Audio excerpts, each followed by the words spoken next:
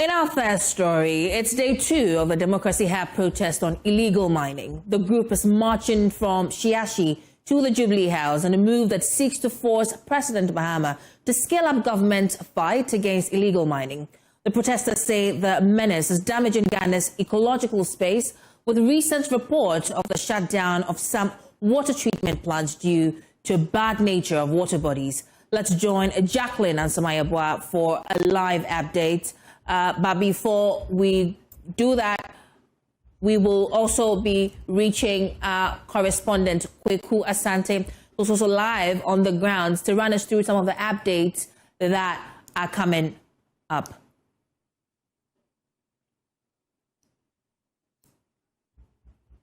Please leave the others exercise our rights. The law says that we should give a notice. It didn't say we should come and be talking. Please leave us alone. Away! NDC leadership, away! We are not here to talk to any politician. Away! Thank you.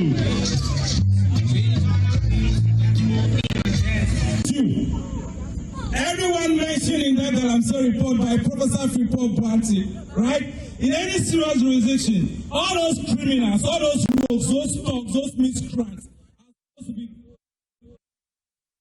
With our reporters on the ground pretty shortly. Meanwhile, peaceful assembly is a constitutional right and should be protected. Ghana's laws demand this, and human rights organizations like Amnesty International have on several occasions called on the police and the court to respect that right and only limit it where strictly necessary, proportionate and lawful. But to what extent have these calls been heeded?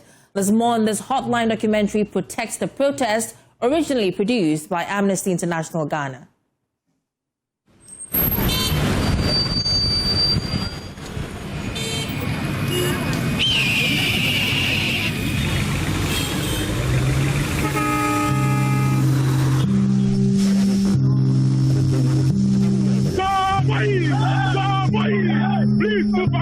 What you just heard was actually one of the leaders of the demonstration backing out orders to the protesters.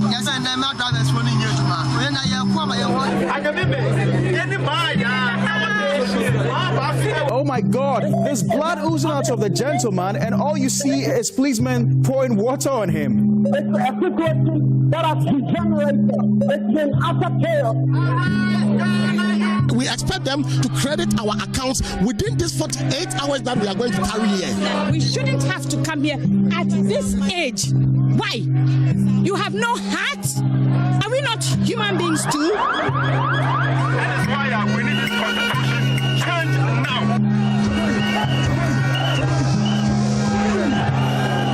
Patient at the Kwanyako Teaching Hospital stranded following strike by doctors over alleged forceful ejection. You feel bad. Why are the police preventing the citizens from demonstrating? Beat me, kill me, but you will not stop me from speaking. That Ghana will work again. The Ghana police is breaking the law and denying us our right of simple movement. If he didn't know how to fix the economy, why did he run for office? We want to see people prosecuted. We want to see money taken back. We want to see corruption dealt with in a clear way. We, the people, are the ones with the power. The more we complain, the more things will be done. Police have been arresting us all the time, so this is not news.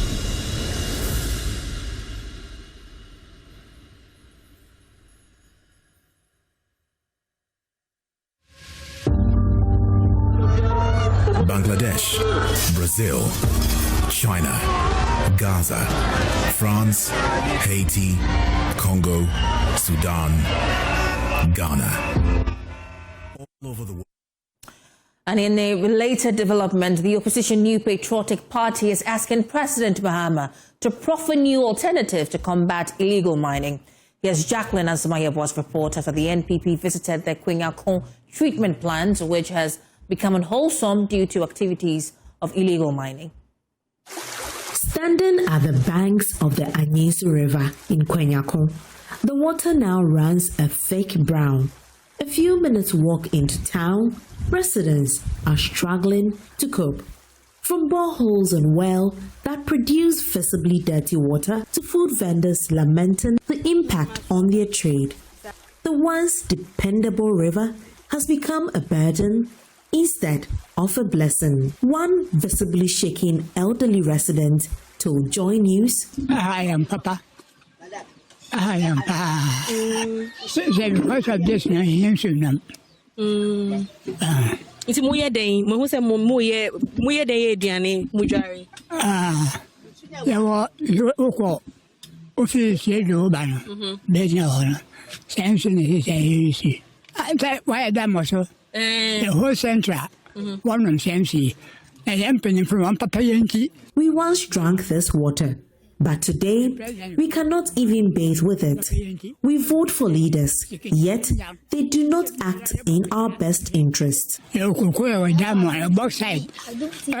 we have. Hey, look. Another resident preparing to bathe with water from a well explained she has no choice but to boil and treat the brownish water with alum before use. So yeah, and yes, I am and so we are yes, I be even though yanum. But you see, the Moabim, too soon to see the end yet. Yes, Rabbi on Shamayang. So no, more Munja was Galamsey for a most sense. It's not one Ebula, it's a bull and a chronic color name for Bulla, no, sister, yes, sir. You see, so Yamiadum, and Mampoqua bedroom, Boho too. You are high, yes, sir. Then you drive a So that is it over there. You can take a closer look. That is so she's going to bath. She has to boil it before. Yes. That is from the borehole. She has to boil it before. So every day you have to boil it before. Yes. Now, still with the NPP, let's go on to the phone lines and speak to Salam Mustafa, who is the youth organizer for the party. And we're speaking to him on the demonstration the party intends to embark on tomorrow.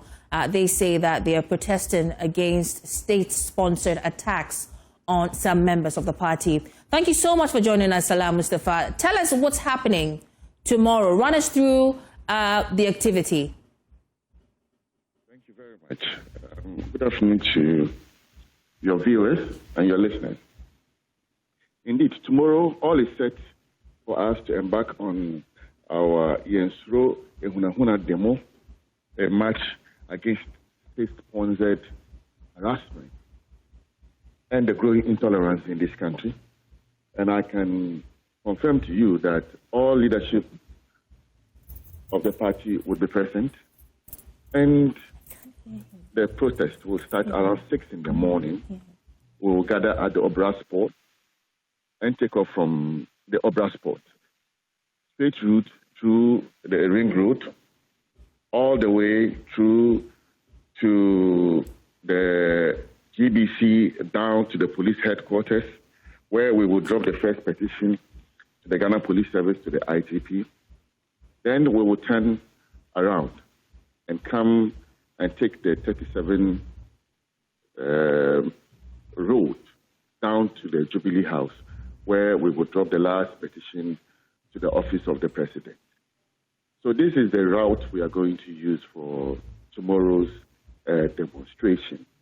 And we have agreed with police and all, and we are working towards to ensure that we have a very peaceful protest, and all preparations are currently set for tomorrow.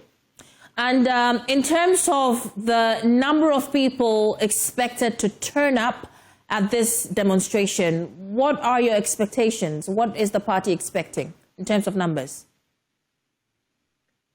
We expect members of the party to turn up.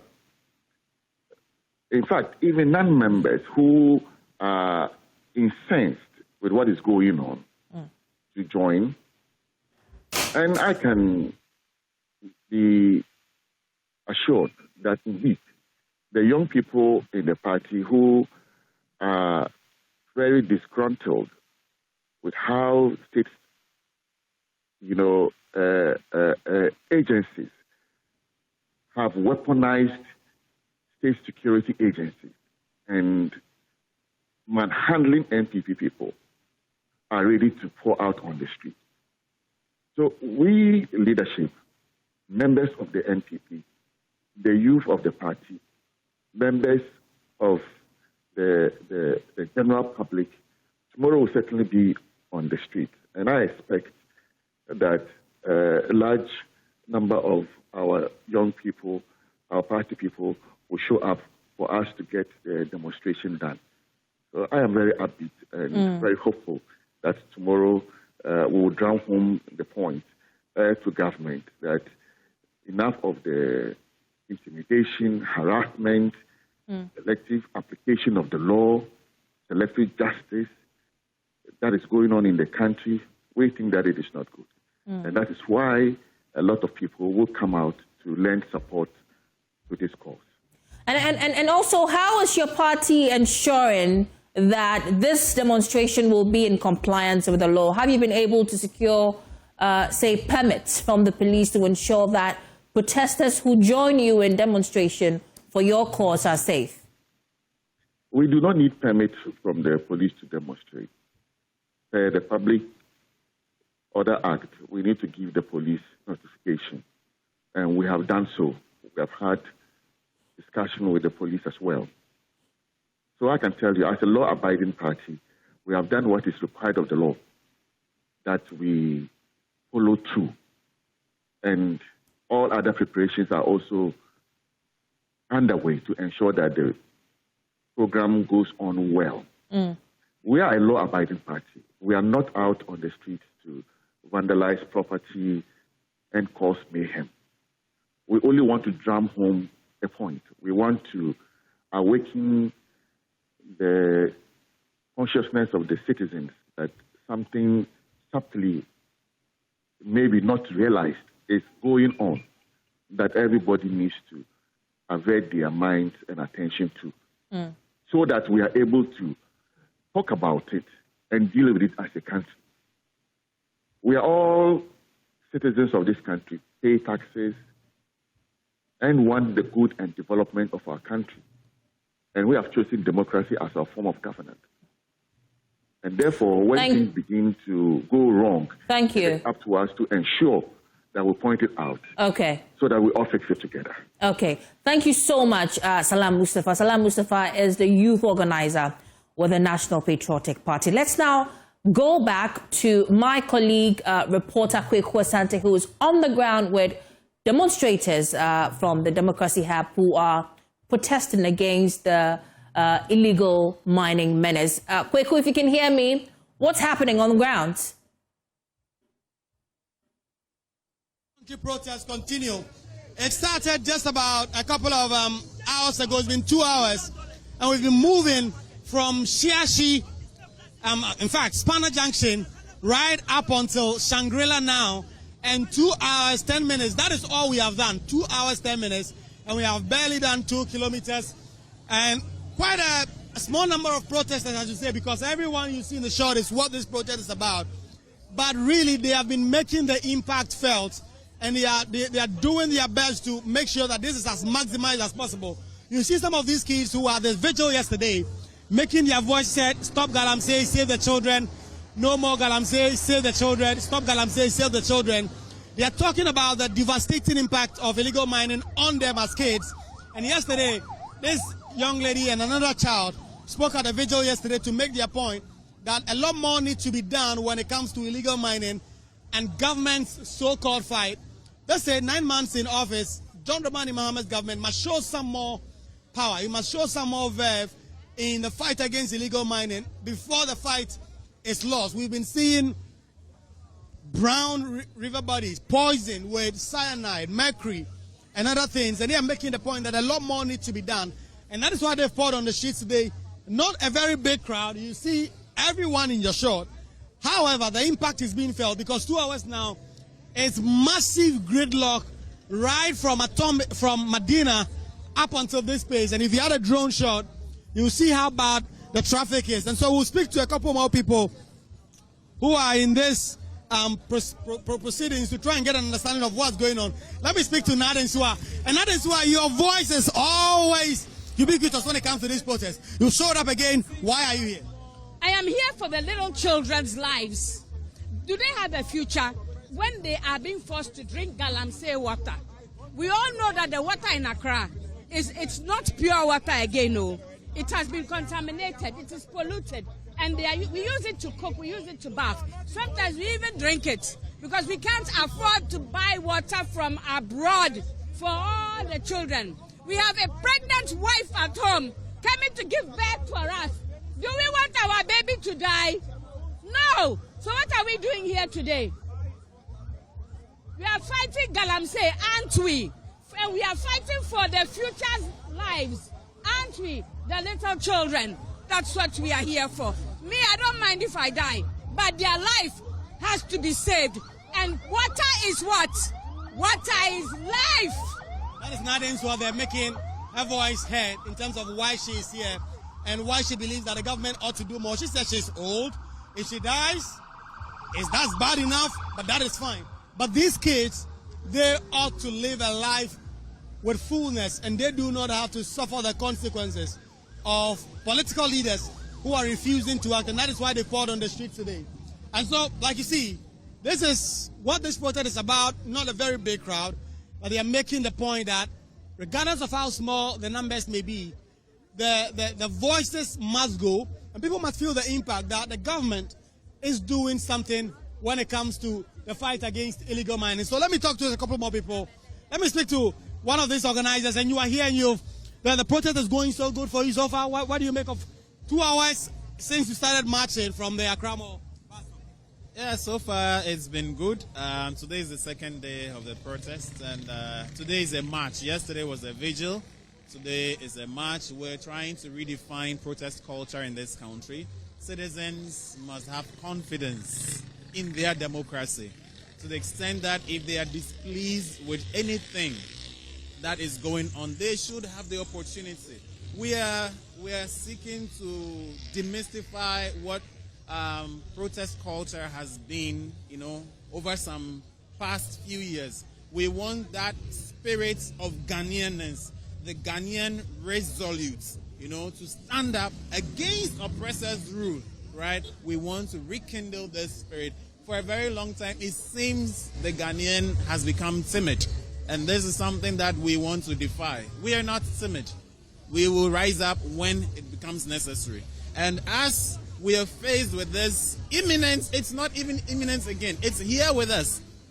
It's a national security issue, right? Our lives are being taken away by illegal miners through use of unapproved chemicals, lead, cyanide, mercury, and all of these things, polluting our water bodies, polluting our soils, that when we farm, when we cultivate crops, we will eat of these chemicals as though they were food, when they are not. Our bodies cannot process these chemicals, and so we die.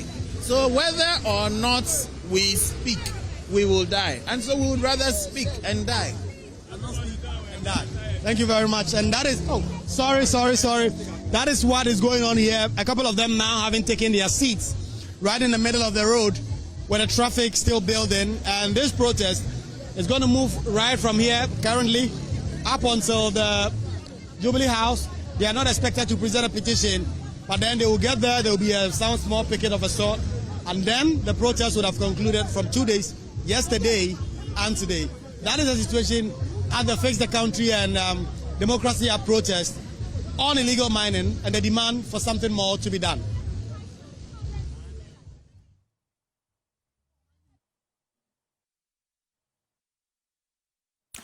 You heard from our reporter, Kweko Asante, who was live on the ground as protesters or demonstrators from Democracy Hub are currently protesting.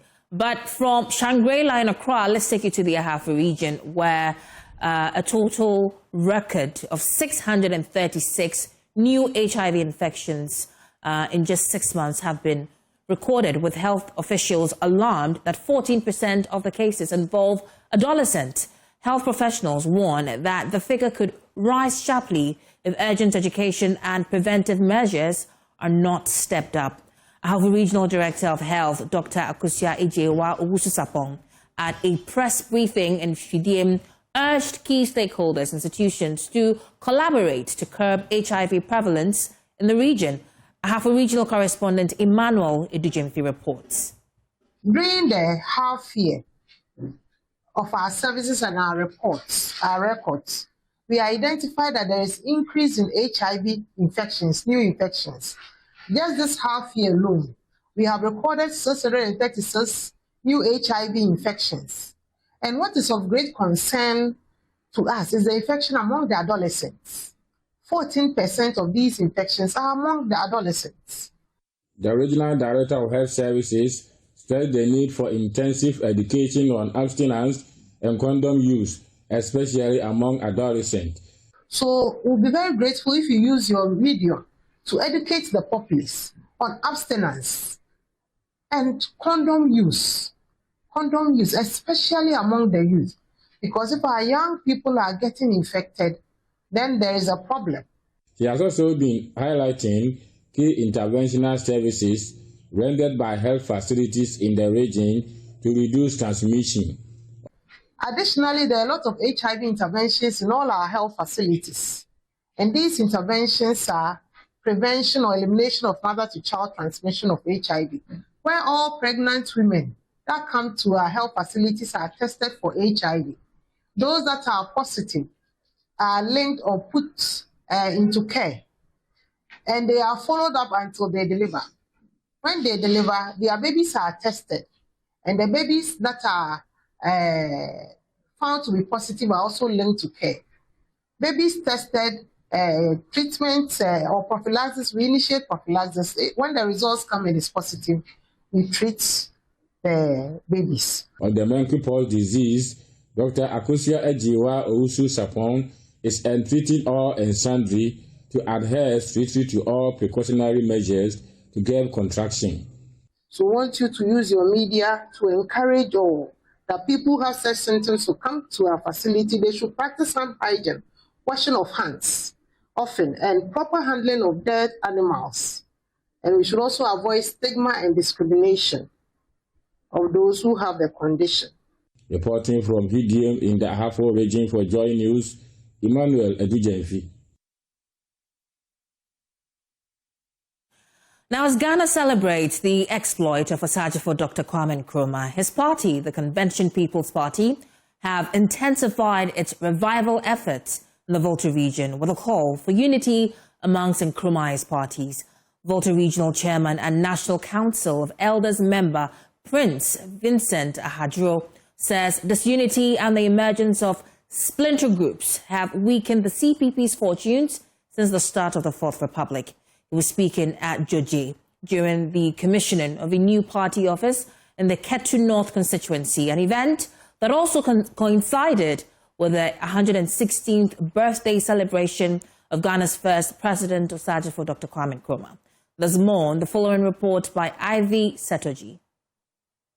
The commissioning of the office coincided with the activities marking the 116th birthday anniversary of the party's founder, Asajifo Dr. Kwame Nkrumah, and also formed part of efforts to kickstart the reorganization of the party in the Ketu North constituency. Speaking to the media after the ceremony, Prince Ahadro reiterated the need for Nkrumah's parties to unite in order to restore Dr. Kwame Nkrumah's vision for national development. We expect all members of CPP to think about togetherness.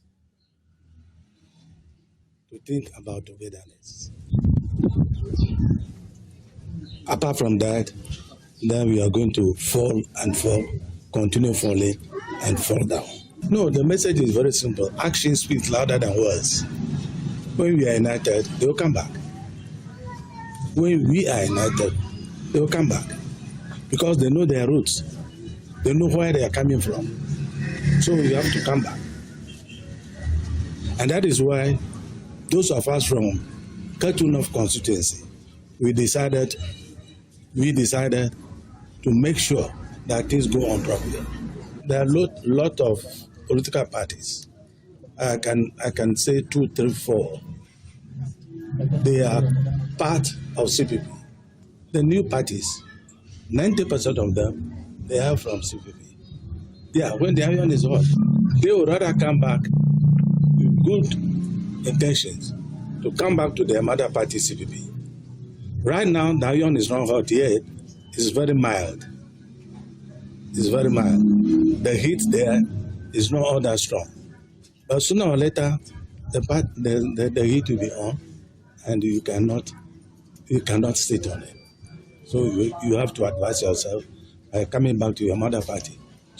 For his part, a member of the CPP's National Reorganization Committee, Paul, disclosed that the Volta region is currently undergoing restructuring efforts aimed at strengthening the party's base in preparation for the 2028 general elections. Ketunov have decided to honor him, to honor his birthday with a brand new party office to commemorate his birthday. Yes, to kickstart the reorganization of the party, it is very obvious, very clear that the CPP has not been performing very well in the Fourth Republic. Away from that, Deputy Education Minister Dr. Clement Apak has stressed government's commitment to developing technical and vocational education and training, TVET. According to him, investing in TVET would unlock potential, foster innovations and build a resilient and competitive workforce for the country. Dr. Apak was speaking at the relaunch of the Angiota Technical Institute in the whole West District. The Amfueta Technical Institute was initially established as the Amfueta Vocational Training School. Through the efforts of the West Member of Parliament, Emmanuel Bedra, and support from the Ghana Education Trust Fund, the school received critical infrastructure upgrades across all departments. The projects included an administration block, a one-story classroom block, boys and girls dormitories, staff bungalows, workshops, among others. This development led to the official relaunch of the institute and its absorption into the public education system. In fact, the only problem that we have initially was that this school has not been absorbed into the government school system. Fortunately, the current government has taken over, and this school will be taking the first batch of students to be in school from next month. I'm told that 200 students have been approved to start school. Everything is set. You have anything that you can think of as a school to start a school is ready and is here. And so unfortunately, that school has come. Our focus at Get Fund is basically to make sure that we complete all uncompleted projects before we start any new development. The paramount chief of Amfueta, Togbe Kosidra VII, expressed his appreciation to the government for absorbing the institute. I would like to make a fervent appeal to the government through our deputy education minister to put a high premium on this technical school to enable it to attain its full potential. This is a school we anticipate will metamorphose into a technical university in not too long a distant future. The Deputy Education Minister, Dr. Clemens Abbas Apak, accepted the request, stressing the government's zeal to improve and expand TVET in the country. Our commitment to TVET is further exemplified by the government's imminent presentation of a comprehensive national technical and vocational education training policy to the Cabinet of His Excellency for approval. The Amfueta Technical Institute has been accredited to offer electrical engineering technology, catering, agricultural engineering, and robotic technology. Fred Kwame Asari, JoyNews, Amfueta. Region, a Supreme Court judge, Justice Jamafe, has urged the populace, especially the young, to develop an interest in reading law irrespective of their profession. He explained that if not for practice, reading law would help people understand their basic rights as enshrined in the Constitution, which would enhance democracy. He was speaking at a ceremony to mark the 50th anniversary completion of the Hohoi Evangelical Presbyterian Senior High School. It was a nostalgic moment for Justice Sena Jamepe and his mates when they visited their alma mater that shaped them. They departed from the Hohoi Evangelical Presbyterian Senior High School in 1975 with some never setting foot in their alma mater.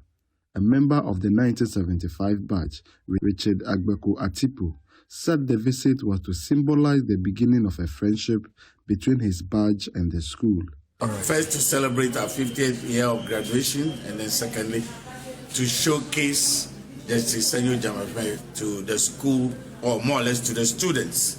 To go, like my Lord said, this is the beginning of the friendship between our group, 75 group, and HEPS now, from now on. The headmaster, Franklin Amesimeku, laid some appeals before the 1975 batch, hoping they would be provided to augment academic activities. We ask that the school is old, it's about 64 years old.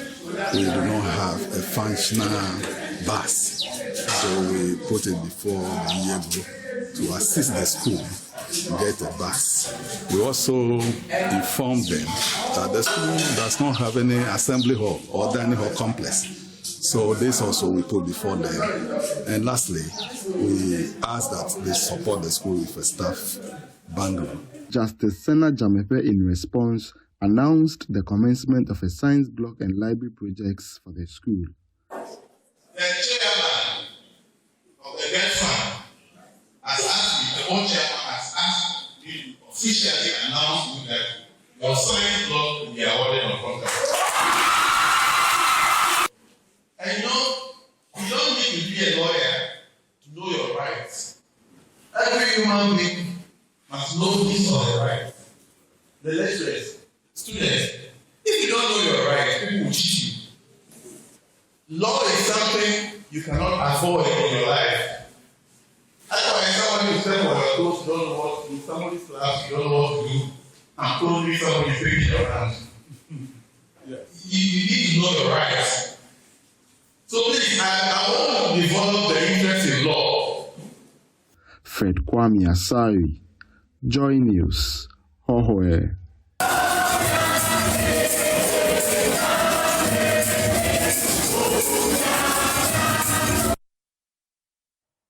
You're still live and watching JoyNews Today on the JoyNews channel. We'll take a break here. We're back with business. Stay tuned in. Many thanks for staying with us. Now let's settle for some business news. I am Michelle Lejokum. Government recorded more than 14 oversubscriptions of Treasury bills auction just a week after missing its target. Now this is coming after yields were mixed on the yield curve. More in this report. According to the auction results by the Bank of Ghana, the government received 3.44 billion Ghana cedis of the total bids, but accepted 3.01 billion Ghana cedis. A little over 74% of the bids came from the 91-day bill. About 2.58 billion Ghana cedis of the bids were tendered. The uptake was 2.57 billion Ghana cedis. For the 182-day bill, 613.8 million Ghana cedis of the bids were tendered. This was higher than the bids tendered last week. The bids accepted were estimated to the tune of 608.8 million Ghana cedis. Also, 250.4 million Ghana cedis of the bids were tendered for the 364-day bill.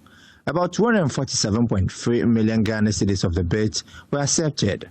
Meanwhile, the yield on the 91-day bill increased by 3 basis points to 10.45%.